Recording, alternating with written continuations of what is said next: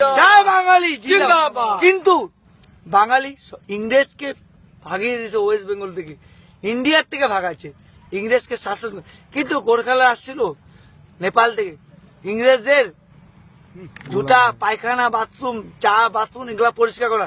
আজকে বিমল গুরুম কি বলছে, সে পাহাড়ের চিফ মিনিস্টার, কিসের থেকে লড়বি? বেঙ্গলকে ভাগ করবি?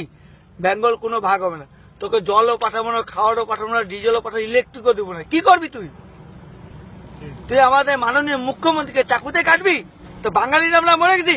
জয় বাঙালি, জয় বাঙালি, জয় বাঙালি। জয় এ হচ্ছে কিছু করতে পারছে বাঙালি। আমরা সবার আগে আমাদের ভারতবর্ষে এটা মনে রাখবেন, বর্তমানে রাষ্ট্রপতি আছে আমাদের প্রণব মুখার্জি, বাঙালি। জিন্দাবাদ। ইন্ডিয়ার সব থেকে প্রণব মুখার্জি রাষ্ট্রপতি। জয় বাঙালি, জিন্দাবাদ। জয় বাঙালি। জিন্দাবাদ। কিন্তু আপনারা চ্যালেঞ্জ করেন না নেপালি লোক, গোর্খা ভাই, আপনি ইন্ডিয়ার আর্মিতে 1.5 কোটি লোক আছে, আপনাদের ছাড়া হচ্ছে হাইটে, আপনারা গোর্খা কিচ্ছু করতে হবে না। ওর থেকে নাগাল্যান্ড রেসি যারা আছে তারা দেখে বাঙালিকে কি জানে, আইপিএস আইএস সব কিছু আছে, ডিএম এডিএম কি আছে আপনাদের নেপালি মানে হজুর হজুর করেন, হজুর কি আছে? আপনারা রামগিরি করতে, নেপাল থেকে আসছে ইংরেজের রামগিরি করতে, আপনাদের গোর্খাল্যান্ড লাগে?